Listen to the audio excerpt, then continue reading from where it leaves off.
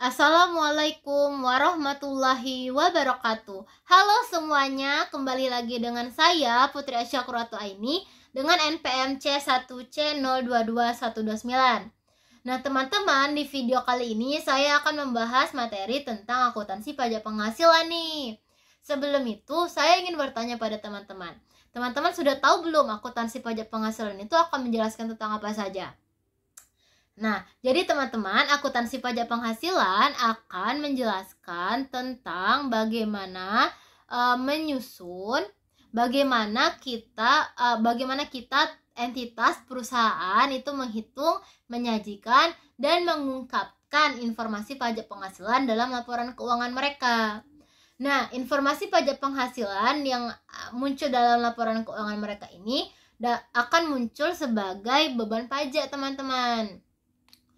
Nah, beban pajak yang muncul pada laporan laba rugi ini dapat berupa beban pajak kini ataupun beban pajak tangguhan. Beban pajak sendiri merupakan total beban pajak kini ditambah dengan beban pajak tangguhan. Konsekuensi dari kita mengakui adanya beban pajak tadi akan memunculkan akun aset atau liabilitas dalam laporan posisi keuangan kita, teman-teman. Teman-teman tahu tidak, topik utama perlakuan akuntansi pajak penghasilan ini sebenarnya membahas tentang apa sih? Nah, teman-teman, topik utama perlakuan akuntansi pajak penghasilan itu sebenarnya membahas tentang bagaimana menghitung konsekuensi pajak kini di masa yang akan datang. Maksudnya bagaimana? Maksudnya begini, apabila terjadi pemulihan atau penyelesaian tercatat aset atau suatu liabilitas pasti mengandung konsekuensi pajak di masa yang akan datang. Nah, untuk itulah entitas akan mengakui adanya liabilitas atau aset pajak tangguhan atas konsekuensi pajak akibat mereka mengakui aset atau liabilitas dalam laporan keuangan mereka tadi. Nah, teman-teman harus ingat nih, aset pajak tangguhan itu soulmate-nya adalah pendapatan pajak tangguhan. Sedangkan liabilitas pajak tangguhan, soulmate-nya adalah beban pajak tangguhan ya teman-teman. Oke, tadi kan kita sudah membahas seputar tentang akuntansi pajak penghasilan. Sekarang dalam akuntansi pajak penghasilan itu ada istilah laba akuntansi dan laba fiskal, teman-teman. Teman tahu tidak itu istilahnya apa sih? Jadi teman-teman, dua istilah tadi merupakan dua istilah yang berbeda. Mengapa bisa berbeda, teman-teman? Karena peraturan perpajakan berbeda dengan standar akuntansi. Laba atau rugi akuntansi adalah laba atau rugi selama satu periode akuntansi yang sudah dikurangi beban pajak. Nah, laba akuntansi ini merupakan laba yang dihitung berdasarkan kebijakan dan standar akuntansi yang digunakan oleh entitas atau perusahaan ya teman-teman. Nah, lalu ada juga istilah kedua kan, laba atau rugi kena pajak atau laba atau rugi fiskal. Nah, laba atau rugi fiskal ini adalah laba atau rugi selama satu periode yang dihitung berdasarkan peraturan yang telah ditetapkan oleh otoritas pajak atau dihitung berdasarkan peraturan perpajakan. Laba kena pajak dalam Undang-Undang Pajak Penghasilan kita akan kenal dengan istilah PKP atau penghasilan kena pajak. PKP ini didapatkan dari penghasilan yang dikurangi dengan beban yang boleh dikurangkan menurut peraturan perpajakan. Konsekuensi dari kita mengakui adanya perbedaan pengakuan laba antara menurut akuntansi dan pajak inilah yang nantinya akan memunculkan istilah pajak tangguhan, teman-teman. Sedangkan kalau pajak yang terhutang menurut fiskal itu akan kita akui sebagai pajak kini.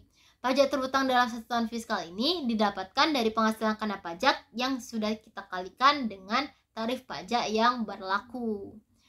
Menurut pengertian dalam standar akuntansi, teman-teman, pajak yang terhutang dalam satu tahun fiskal ini akan kita sebut sebagai beban pajak kini.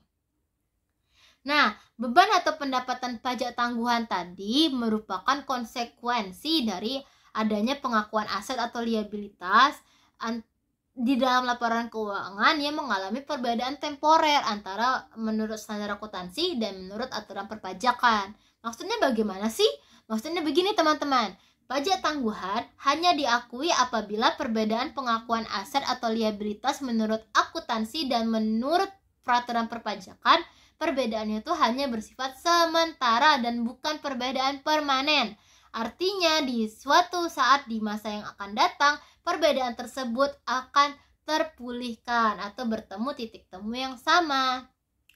Nah teman-teman, sekarang kita harus memahami juga nih bagaimana sih perbedaan temporer itu bisa terjadi. Teman-teman, Perlu ingat nih bahwa laporan keuangan itu disusun berdasarkan standar akuntansi yang berlaku. Namun, perbedaan dapat terjadi nih pada saat kita memerlukan laporan keuangan untuk tujuan perpajakan. Mengapa bisa terjadi? Karena tidak semua beban yang diakui menurut standar akuntansi diperbolehkan menurut peraturan perpajakan. Contohnya bagaimana, teman-teman? Oke, contohnya begini. Standar akuntansi itu memperbolehkan sistem accrual basis, teman-teman, atau sistem berbasis akrual. Di mana artinya standar akuntansi memperbolehkan entitas untuk mengakui adanya beban garansi saat penjualan terjadi meskipun belum ada garansi yang diberikan oleh entitas kepada pelanggan. Sedangkan dalam peraturan perpajakan, sistem accrual basis ini tidak boleh, teman-teman. Yang diperbolehkan dalam peraturan perpajakan hanyalah sistem cash basis. Artinya dalam peraturan perpajakan, beban garansi baru boleh diakui saat perusahaan sudah benar-benar mengeluarkan atau memberikan garansinya kepada pelanggan. Gitu ya, teman-teman, perbedaannya. Nah, untuk lebih memahami lagi, ada beberapa lagi nih contoh lain terkait perbedaan temporer antara standar akuntansi dan aturan perpajakan.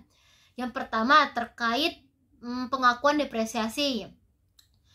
Biasanya menurut aturan perpajakan, contohnya begini ya, peraturan perpajakan mengakui depresiasi untuk umur manfaat aset A adalah 4 tahun. Sedangkan menurut akuntansi, masa manfaat aset tersebut adalah 5 tahun gitu.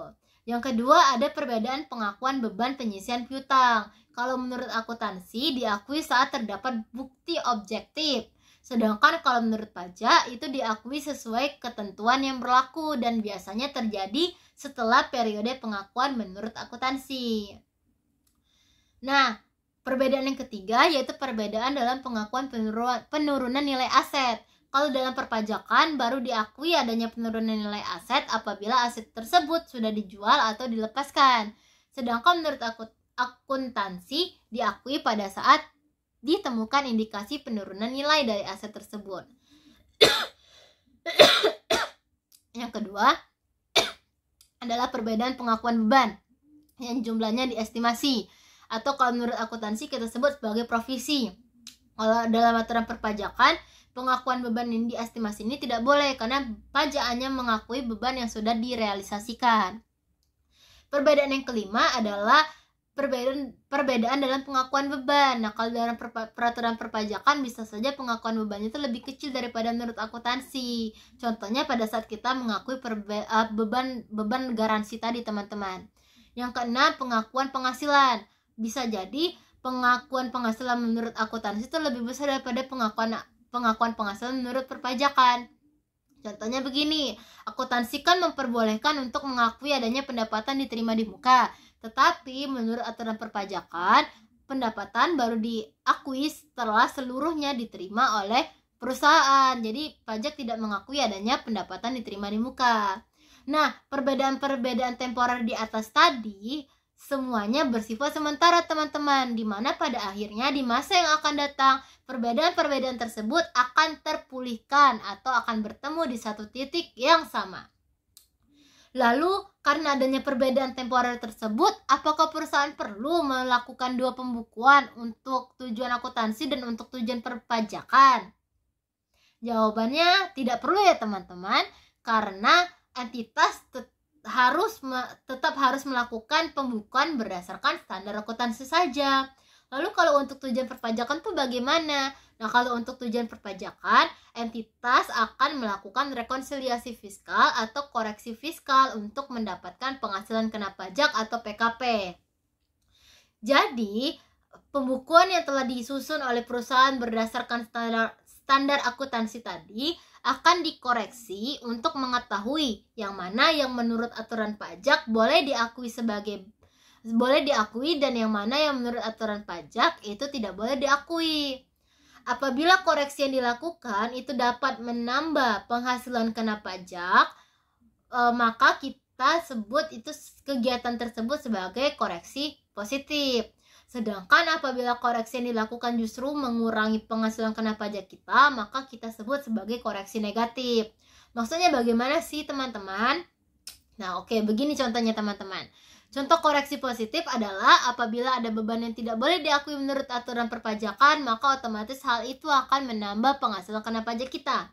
Sedangkan contoh koreksi negatif adalah adanya penghasilan yang sudah dikenakan pajak final. Karena ketika penghasilan sudah dikenakan pajak final, artinya penghasilan ini harus dikeluarkan dari perhitungan penghasilan kena pajak. Mengapa dikeluarkan? Karena penghasilannya sudah dikenakan pajak. Untuk apa kita perhitungkan lagi pajaknya? Kan pajak dari penghasilan tersebut sudah final. Nah, karena penghasilan yang kena pajak final ini sudah dikeluarkan, maka PKP kita juga akan mengurang perhitungannya. Sederhananya, koreksi positif terjadi saat laba kena pajak lebih besar dari laba akuntansi, sehingga yang muncul dalam laporan keuangan nanti adalah aset pajak tangguhan. Sedangkan koreksi negatif terjadi ketika laba kena pajak itu lebih kecil dari laba akuntansi, teman-teman, sehingga akan memunculkan akun liabilitas pajak tangguhan dalam laporan keuangan nantinya. Oke, teman-teman, perlu tahu nih bahwa kegiatan rekonsiliasi fiskal yang kita lakukan tadi itu dilaporkan dalam laporan perpajakan dan harus diungkapkan juga dalam catatan atas laporan keuangan atau CALK. Teman-teman harus ingat ya bahwa kegiatan rekonsiliasi fiskal ini dilakukan untuk menghasilkan penghasilan kena pajak atau PKP. Nah, di awal tadi kan kita ada menyebutkan sepintas tentang pajak kini, teman-teman. Nah, teman-teman tahu tidak sih pajak kini itu sebenarnya apa? Pajak kini adalah jumlah pajak penghasilan yang terutang atas laba kena pajak atau rugi kena pajak dalam satu periode, teman-teman. Pajak terutang ini harus dibayarkan oleh perusahaan sesuai ketentuan perpajakan. Nah, jika dalam pajak tangguhan tadi ada liabilitas pajak tangguhan, nah di pajak kini pun juga ada nih istilah liabilitas pajak kini. Liabilitas pajak kini kita akui apabila pajak yang harusnya dibayarkan di periode ini dan periode-periode sebelumnya belum dibayarkan oleh entitas. Sebaliknya, jika jumlah pajak yang telah dibayar untuk periode ini dan periode-periode sebelumnya melebihi jumlah pajak terutang yang harusnya dibayarkan oleh entitas, maka kita akan mengakui adanya pajak dibayar di muka. Nah, teman-teman, pajak terutang menurut ketentuan perpajakan akan dibayarkan oleh sebuah entitas melalui berbagai cara, teman-teman. Beberapa di antaranya bisa melalui pembayaran angsuran pajak setiap bulan atau PPh pasal 25. Bisa juga melalui pemotongan oleh pihak ketiga atau PPh pasal 22 atau 23. Maupun bisa juga melalui pembayaran pajak di akhir tahun pajak atau PPh pasal 29. Nah, angsuran pajak dan pajak yang telah dibayar entitas dalam 1 tahun itu merupakan pajak dibayar di muka atau dalam istilah perpajakan kita kenal dengan istilah kredit pajak, teman-teman. Pajak terutang dalam 1 tahun fiskal atau dalam standar akuntansi tadi kan kita sebut sebagai beban pajak kini. Nah, jumlah pajak terutang ini atau beban pajak kini tadi akan dikurangi dengan kredit pajak, teman-teman, sehingga kita akan mengetahui nih apakah pajak kita mengalami kurang bayar atau lebih bayar. Jika pajak yang terutang lebih besar daripada kredit pajak, maka yang terjadi adalah kurang bayar, yang artinya masih ada pajak yang harus kita bayarkan ke negara, atau dalam laporan keuangan nanti akan muncul akun utang pajak badan, teman-teman.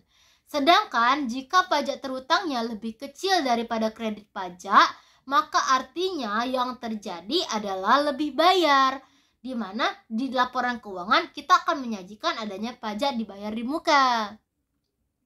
Teman-teman, pajak dibayar di muka yang mengalami lebih bayar ini sebenarnya dapat dikompensasikan loh. Maksudnya bagaimana? Nah, pajak yang dibayar di muka yang mengalami lebih bayar dapat dikompensasikan untuk pembayaran pajak periode berikutnya, teman-teman. Namun sebelum keputusan tersebut disahkan, perlu dilakukan pemeriksaan terlebih dahulu nih untuk memastikan jumlah kompensasi apakah sudah dihitung dengan tepat atau belum. Namun teman-teman perlu tahu nih bahwa ada beberapa kasus yang dimana tidak semua pajak dibayar di muka yang mengalami lebih bayar itu dapat dikompensasi sepenuhnya. Artinya ada juga beberapa kasus yang pajak lebih bayarnya itu dikompensasi separuhnya. Ada juga yang bahkan tidak bisa dikompensasi. Jadi tergantung dari keberuntungan kita ya, teman-teman. Nah, oke, mungkin itu saja nih pembahasan saya tentang akuntansi pajak penghasilan. Semoga mudah dipahami. Maaf apabila ada kesalahan dalam penjelasan yang saya sampaikan. Terima kasih atas perhatiannya. Sampai bertemu di video selanjutnya. Wassalamualaikum warahmatullahi wabarakatuh.